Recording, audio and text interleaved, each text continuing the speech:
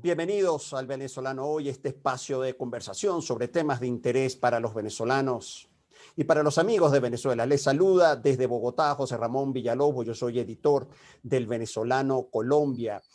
Estados Unidos está en el foco del mundo, por eso vamos a conversar nuevamente. Está con nosotros Héctor López, abogado, licenciado en Texas, con más de 18 años de experiencia en materia de inmigración y ciudadanía en Estados Unidos. Héctor, realmente es un gusto y un placer tenerte nuevamente con nosotros en el Venezolano Hoy. Igualmente para mí, José Ramón, un gusto y un placer estar aquí con tu audiencia. Muchísimas gracias, Héctor. Sabemos que es prematuro, pero podemos inferir cambios en la política de inmigración tras la victoria de Joe Biden. Mira, absolutamente, José Ramón, de ratificarse la victoria del candidato Biden, podríamos esperar grandes y profundos cambios en materia migratoria, dado que hemos conocido de que y experimentado en los últimos años una dura política inmigratoria, especialmente contra las personas que han venido aquí a solicitar asilo. Y el presidente o el candidato Biden ha anunciado ya durante su campaña presidencial de que él iría a reversar la gran mayoría de esas políticas inmigratorias implementadas por la administración de Trump. De manera que así, Héctor dijo que iba a reversar, fue el verbo que tú usaste, esas políticas de migración. Por ejemplo, ¿cuáles serían esas? Mira, fíjate que hubo decisiones que fueron reversadas, como la posibilidad de personas de obtener asilo político Ujú, basado en violencia doméstica. Por ujú. ejemplo, dice que va a aumentar la cantidad de posibilidad de refugiados de actualmente de unos 15,000 al año a unos 125,000, por lo menos. Va a levantar lo que son las restricciones de viajes que hay actualmente en implementación para los países, personas de origen de países musulmanes y africanos. Sí. También ha anunciado lo que es la eliminación del programa MPP, el programa MPP de la frontera, del protocolo de protección de migrantes, en donde ha mantenido a muchas personas que se han acercado a la frontera de Estados Unidos a solicitar un asilo y los hace esperar su turno del lado de México. Eso lo va a eliminar. También está en materia de asilos y de venezolanos, ha anunciado Sí. de que él otorgaría una protección inmediata de lo que son a los venezolanos que están ilegalmente o actualmente sin estatus residiendo en los Estados Unidos, cosa que es muy, muy, muy importante para ese grupo de personas en el sur de la Florida y en todos los Estados Unidos que están residiendo aquí sin un estatus legal y sin un permiso de trabajar. Y va a impulsar una legislación de manera inmediata para que se pase una legislación para la permanente regularización y legalización de este grupo de personas. Además, también ha anunciado de Ujú. que él está impulsando lo que es una reforma integral y migratoria, no solamente para venezolanos, sino que también ha anunciado la posibilidad que incluya una amnistía, tal como lo hizo el presidente Ronald Reagan en el año 86, que en Ujú. aquella época legalizó a más de 3 millones de personas. Ahorita está anunciando que podría beneficiar a más de 11 millones de personas que están actualmente residiendo en los Estados Unidos sin un estatus legal. Hay igualmente a las personas, a los muchachos que han venido como menores a los Estados Unidos, los Dreamers, los Sí. conocidos Dreamers, les restituiría el DACA, que es un programa de protección para este grupo, Ujú. e impulsaría lo que es la legislación para darles un estatus permanente. Héctor, y en el caso que efectivamente, bueno, se ratifique, Joe Biden asuma la presidencia de Estados Unidos el 20 de enero, ¿él puede tener las facultades para poder implementar estas medidas que prometió durante su campaña en los próximos días? Mira, la realidad, José Ramón, es que el TPS como tal, y esto es algo que yo he repetido Ujú, infinidad de veces en mis redes, el TPS puede venir por tres diferentes vías. ujú, Por una vía, si se quiere, por el Congreso, por una vía legislativa, ujú, pasando ujú, una ley de TPS para ujú, ello, ujú, específicamente para un país, o puede venir a petición del el representante o del país agraviado, en este caso de Venezuela, el presidente Guaidó encargado pudiera perfectamente solicitar a la Secretaría o al Departamento de Estado de los Estados Unidos que se le otorgue a los venezolanos residiendo en los Estados Unidos un TPS, porque en este momento él no estaría en capacidad de manejar el regreso de manera segura de los venezolanos viviendo en Estados Unidos hacia Venezuela. Y por tercera parte vendría siendo por parte del presidente a dedo. El presidente tiene la capacidad de a dedo de otorgar un TPS a través de la Secretaría de Seguridad Interna, designando a un país determinado que necesita de esa protección de manera temporal, por supuesto, pero lo importante de esta vía temporal Sí. es que aun cuando es algo que no te otorga un estatus permanente, se compra el tiempo necesario para que en paralelo puedan impulsar una legislación que le otorgue, así como hicieron para los cubanos en su momento, Sí. una ley de ajuste de estatus para venezolanos, o unas personas que estén en los Estados Unidos en estatus ilegal, pero que ahora estén en TPS, pero que tengan un empleador que los quiera solicitar. Si entraron legal, esas personas ahora van a poder ajustar estatus en los Estados Unidos, cosa que antes de no tener el TPS no podrían hacerlo. O sea que muchas de los mitos de que el TPS, ¿para qué lo quiero yo? Que esto no es algo permanente. Bueno, la realidad es de que te va a conferir un estatus legal como de no inmigrante, a diferencia de lo que es el DACA para algunas personas, el DACA para los muchachos, que no te cambia el estatus. El TPS sí te confiere un estatus.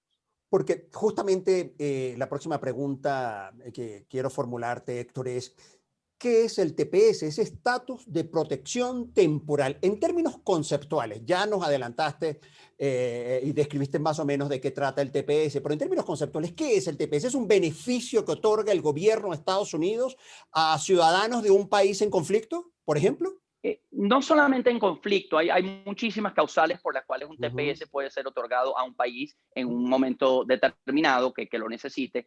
ujú, Y los Estados Unidos puede, bien sea a través de la vía legislativa, a través de una ley especial de TPS para ese país, o a discreción del Departamento de Estado, a través del Departamento de Seguridad Interna, pueden ujú. designar a cualquier país de su decisión para otorgársele este beneficio. El beneficio consiste en que las personas no van a poder ser deportados durante el término de este beneficio que tengan en ese momento, y van a recibir un permiso de trabajar. ¿Y O sea, tiene que un esas personas plazo? que ¿Tiene un plazo? normalmente lo otorgan por periodos que puede ser hasta de 18 meses cada periodo, pero esto es algo que puede ser extendible indefinidamente. Tenemos el Okay. caso de los salvadoreños que tienen aquí más de 20 años y se los han estado extendiendo cada 18 meses una tras otra, todos los gobiernos republicanos, gobiernos Ujú. demócratas. Ujú. Qué interesante entonces, porque justamente Héctor hablaba y conversaba con la comunidad venezolana en Miami, especialmente en Florida, ya tú sabes, y estaban todos muy entusiasmados, básicamente con la victoria declarada de Joe Biden, pero justamente por esa promesa electoral que lo había anunciado el presidente. Y justamente en la sala de redacción del Venezolano Colombia recibimos información que de hecho lo transmitimos, y es que el presidente Joe Biden podría justamente otorgar estos beneficios a los venezolanos en los primeros 30 días de su gobierno. Y ahora, escuchándote lo que estás diciendo, efectivamente yo decía, le voy a preguntar a Héctor, porque siempre cuando yo leo sobre TPS, veo informaciones que son emitidas desde el Congreso de Estados Unidos, no que tú me lo estás diciendo y aclarando muy bien que efectivamente el presidente a dedo puede decir, sí, yo lo otorgo, de manera que estemos expectantes y con expectativa de este anuncio que trascendió hoy de manera extraoficial, Héctor. Así mismo es, y como lo decía, no solamente a dedo por parte del presidente o por vía legislativa, sino también a Sí, petición del mismo país sí. agraviado, el mismo país solicitante, puede hacerlo. El presidente Guaidó ha podido en todo este tiempo hacer esa solicitud formal. Yo lo he dicho desde hace mucho, tengo varios años hablando de esto, y Venezuela están dadas las circunstancias desde hace mucho tiempo para podérsele otorgar un TPS. Es cuestión de que haya la voluntad política. De acuerdo, Héctor. Ahora conversemos sobre el otro punto, sobre el asilo. Ya bueno, ya tú sabes que eso también está básicamente en la agenda migratoria de buena parte de los venezolanos y compatriotas que están en Estados Unidos. Y la primera pregunta, Héctor, en relación con el asilo, a propósito de la que te dice sobre el TPS, ¿qué es el asilo? ¿Es un asilo político? ¿Es un asilo humanitario que otorga Estados Unidos?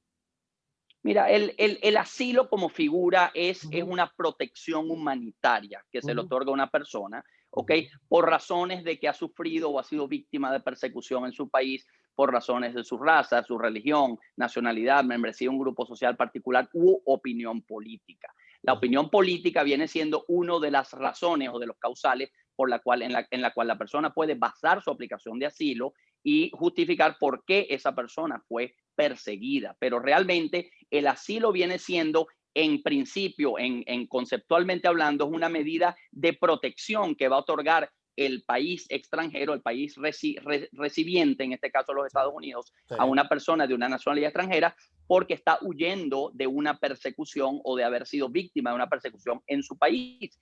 Una de las cosas particulares es que dentro de lo que son los miembros de un partido, de un grupo social particular, entran muchísimas personas, muchísimos grupos que son variables, personas que tienen, que son homosexuales, personas que han sido víctimas de violencia doméstica, en fin, y muchos de estos grupos han ido siendo reducidos progresivamente a lo largo de esta administración, en donde casi es cada vez más difícil agrupar a personas que califiquen dentro de lo que es el concepto de un grupo social particular, porque es Ujú. un concepto bastante amplio y debatible. No hay algo determinado exclusivamente y concisamente en la ley al respecto, sino que es en base a las decisiones de la Corte. Y una de las promesas del candidato Biden de proclamarse presidente es de que él restituirá la posibilidad de muchas mujeres y de muchos hombres que han sido Ujú. víctimas de violencia doméstica, que ya tienen sus casos de asilo introducidos y que están pendientes, que ahora no serían elegibles. Él ha prometido restituir esa causal como una causal válida para recibir asilo en los Estados Unidos. Héctor, y a propósito del asilo, en tu último artículo, Héctor López es articulista de El Venezolano Internacional, que hacemos y producimos todo el grupo editorial del Venezolano. En tu último artículo, tú decías, y cito, veo con preocupación que la mayoría de los casos de asilo, agentes fronterizos no están enviando a la corte a tiempo los casos. Y pasa el año y no puede introducir su aplicación de asilo y puede perder ese ciudadano la oportunidad de efectivamente beneficiarse de esta medida de asilo, sin que, y además también está en peligro su permiso de trabajo. Amplíanos, por favor, este planteamiento, Héctor. Es correcto, y fíjate, el asilo es una figura que según la ley en los Estados Unidos tiene que aplicarse dentro de un año desde la fecha que la persona entra a los Estados Unidos. Entonces, ¿qué sucede? Que si una persona se presenta a la frontera y es colocado en proceso de deportación expedita, dice que tiene miedo, pasa el miedo creíble y después que pasa el miedo creíble, le otorgan una entrada bajo parole, bajo una dispensa Sí. de entrada en la frontera para poder solicitar el asilo en la corte, porque el caso de deportación va a seguir, simplemente va a ser transferido a la corte de no detenidos, que se llama situado en la jurisdicción de la ciudad donde vaya a residir. Entonces, ¿qué sucede? Que los agentes fronterizos tienen la obligación de enviar ese expediente a la corte donde se va a ventilar ese caso, para que la persona pueda presentarse allá y presentar su solicitud de asilo frente al juez como corresponde dentro del año. Pero lo que está ocurriendo desde el punto de vista procesal, que es donde radica mi preocupación, Sí. José Ramón, es que los agentes fronterizos, por alguna razón, o a lo mejor están muy dilatados, tienen mucho volumen de casos, etcétera, están dilatando ese envío de los expedientes a las cortes. Uh -huh. Y el resultado de eso es que las personas, número uno, las que no sepan, corren el riesgo de no poder hacer su aplicación de asilo a tiempo y luego cuando les toque su audiencia, el juez les va a decir de que ese asilo ya no lo puede interponer porque es extemporáneo. Ahora bien, a ese problemita históricamente siempre ha habido una solución que es en donde uno presenta el asilo con la oficina de asilos local del UCIS, del USCIS. ¿Y qué hacemos con eso? Porque sabemos que una persona que está colocada en deportación ya no tiene jurisdicción, el UCIS no tiene jurisdicción sobre ella. Pero aún así, a pesar de eso, uno introduce el asilo con el UCIS solamente con el objetivo de obtener un recibo y de obtener una evidencia para presentarlo frente al juez cuando llegue a la persona su audiencia con el juez y utilizar eso como una excusa válida para que el juez le permita aplicar al asilo de manera extemporánea en la corte. Pero es que ahora entra otra consecuencia Sí. debido a la nueva regla de permisos de trabajo derivados de lo que es el asilo pendiente, que entró en vigor el 25 de agosto del 2020, que dice que si una persona introdujo su asilo después del año de haber entrado, ahora esa persona no va a ser elegible para un permiso de trabajar. Entonces estamos frente a una situación completa de indefensión de Grave. parte del aplicante, porque el aplicante, número uno, no tiene control de cuándo el expediente es enviado a la corte. Y si fuera por el aplicante sale corriendo a hacer su aplicación de asilo. El tema es de que no tiene cómo introducir el asilo con la corte no le va a recibir hasta tanto no exista un expediente con su nombre en esa corte. Y si los agentes fronterizos no lo enviaron, ese expediente no va a existir hasta que eso ocurra, hasta que esa transferencia del expediente ocurra. Entonces, al hacer una aplicación extemporánea en la corte, el juez sí se lo va a permitir porque es válido tener el recibo del UCIS, pero la consecuencia colateral de eso es de que ahora la persona lamentablemente no va a poder ser elegible para un permiso de empleo. La verdad que, Héctor, escuchándote, se complejiza y se dificulta mucho más ahora el asilo en Estados Unidos. Héctor, quería preguntarte justamente sobre las visas. Ayer un familiar viajaba a Estados Unidos y de pronto señala que la visa B1, B2, la de turista y negocios, se le vencía en 2 semanas.